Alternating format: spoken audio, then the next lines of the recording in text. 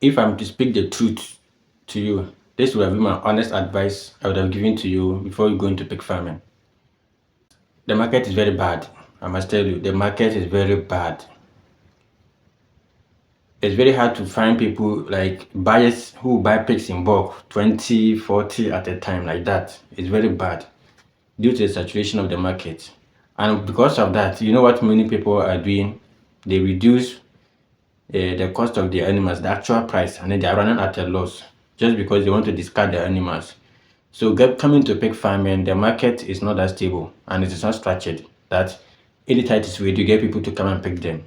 You can do that, but it will take you some time because you will need to build that kind of network, attend some events, get the people, and then sign some contract before you can get people that will be very regular on your farm. But if you're just doing it like the ordinary person and how anybody at all is doing it now, the market is bad. Your animals will be ready and you won't find any buyers for them. And the second one is about the feed. The feed is also a big problem and always it is on the rise. I don't know why this is only happening to livestock farmers. Feed prices are always going up, but the cost of the animals themselves are always also reducing. I don't know what is happening, but that is the issue. So you can buy like soybean like this for almost 700 Ghana cedis, 50 kilos, and then you buy wheat also about 100 Ghana cedis, rice bran 100 Ghana cedis. You see, it is always increasing, but the cost of the animal is stagnant. So that is also another problem. And if you want to survive, really survive, that is where you need to learn how to formulate your own feed and also use some available raw materials so that you can just blend them. At least if you don't get your pigs ready by the 6 months, by 7, 8 months, your pig should be ready for the market. You understand? You should get about 90 kilograms after maybe 8 months. Because feed is a very big problem and many people are cutting corners. Myself, I do cut corners sometimes by eliminating some expensive ones and replacing them. So you need to know about feed formulation, where you go to buy the raw materials from the local market. Some you have to treat them before you put into the mixture. And the next one is also that pigs, there are some breeds that don't grow. You can have it on your farm for 8 months and it's still looking like 2 months or 3 months.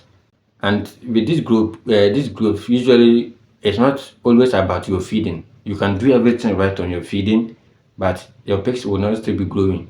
Some due to the fact that it is inherent, that is, it's that particular behavior or nature is in the pig, and some too it is due to the fact that the breed, that is about the local breeds. For instance, you see them very old, but they're looking small. I recently visited a farm where he has been keeping local breeds. I went to see a sow with piglets, and I was surprised. A small mother like that, and it gave birth to 4 piglets. I was surprised how small this thing could have been. If it were to be the exotic ones, maybe it should be about a 4 months old or something like that. But this pig gave birth. So imagine if you sell this sow for 1,500, nobody will buy it. Yes, that's about the local breeds. So you have to also come in, prepare yourself. If you want to do it heavily and invest properly, then you go in for the exotic breeds, and that you look for those that are also growing well. Cross breeds are also good for beginners, especially if you don't know how to handle feeding aspect and also some basic management in terms of the health and also feeding environment. You don't know anything about them. Crossbreed quickly adapt to the available environment. And the next one you need to also know is that pig farming requires a lot of commitment, your effort and your time. You need to put everything into it. You don't invest in pig farming today and tomorrow get the rewards. Like I just told you that some don't grow, yet you have to be on the farm regularly. If you don't have time for pig farming, you can't go into it because pigs, they feed twice a day. You have to be there in the morning and then in the evening. And in terms of cleaning too, you might end up cleaning once a day. It's a must. Once a day, you should do it at least. Okay, so that means you have to be there until this pig is out of your farm. You have to keep attending to the pig every day in terms of treatment, feeding, supplying quality water, and also just for general checkup on the farm. You need to ensure all this. So it requires time commitment and it requires effort. You need to work a lot on your farm. There's some instances where you have to go there and do the work yourself because your attendant might not know how to go about certain things. You should be there to guide them, direct them, and also provide some instructions on how to do certain things before maybe you can hand over to them. Other than that, you have to be there yourself every time working your ass off. So it's a very serious work you need to get yourself and you have to get your hands dirty once you're ready to go into pig farming. And the next advice is pig farming is only those that sell the end product, that is the pork, the consumables. They are those that are making the majority of the profit. So for you to also be able to do that, you need to at least try to start selling some of the pork yourself. Other than that, you work your ass off and somebody else will come and pick it one day and then sell and get more profit than what you have used about 6 months to. The best you use about one night to get the same money. So those that are into selling of the pork and also the grilled one, the roasted, they're those making the whole money from pig farming. So you need to also balance it. Sometimes you slaughter and you serve some fresh pork and some fresh product. Sometimes you sell the whole animal at once and then you have your money with you. If you don't do that, you end up running at a loss. It is something you need to consider as you come into pig farming.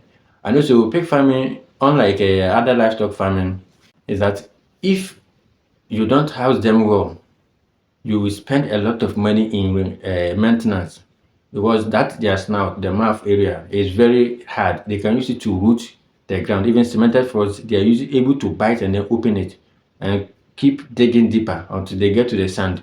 So if you don't do it well with the initial investment in the infrastructure and also some equipment, you have to keep replacing and maintaining them all the time. So you need to ensure you invest heavily into the housing, especially. That is the major thing, so that the pig will be there and cannot cause any damage to it. There are some pigs, they eat wood. So if those are the breeds you're having, just having that wood around them as a wall will not help them, because they will bite and maybe escape. And you have to get people to help you search for your lost pigs. And also, there will be some instances where your pig will not be feeling too well, but it's not sick. You're not supposed to give any medication. Your pig is natural, like human. Sometimes you feel you are there, you can see that you're not really okay, but you're not also sick. But as time goes on, maybe you do some kind of exercise, press up, do some push-ups, and you're active again. So sometimes it happens in pig farming, and that is where usually you are advised to open them. Periodically, you open them, they come to the corridor, run up and down, chase each other, then you take them back into the rooms, you lock them once again.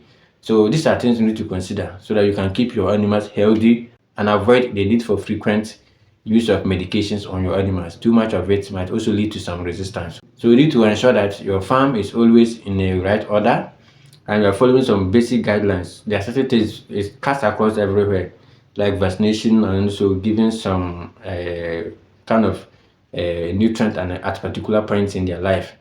You need to know all this. But if you do it well, I wouldn't lie to you that pig farming can be a rewarding venture that you might never consider quitting it again. So all you need to do is you do your little research, look at the local people, those you will supplying to, what they're really interested in. Do they consume pork like that much? Which age? So there are some people they like the pork within 4 months to 6 months. Some do they like the matured ones about 8 months, 1 year old pigs. You have to know all these people. And there are some people too they like the lean pork. Some too they want pork with a bit of fat. There are some people they prefer the winners, and that you need to also know that and then start producing accordingly so that you can serve these people well. But like I said, if you want to maximize your earnings, that is where you sell the end product, either the pork or the grilled one. So these are things you need to know, and the others too that I've included in this guide that I didn't state here, but you can get them all in the guide once you get the book. So go into the description and then get one for yourself. For the market, for Ghana here is no. It's not a structured one, and your business plan, you might deviate from your business plan completely. So you need to consider that and make adjustments where necessary so that you don't kill yourself. But like I said, there are other things you need to learn and they are also included in the book. Go down there, get it.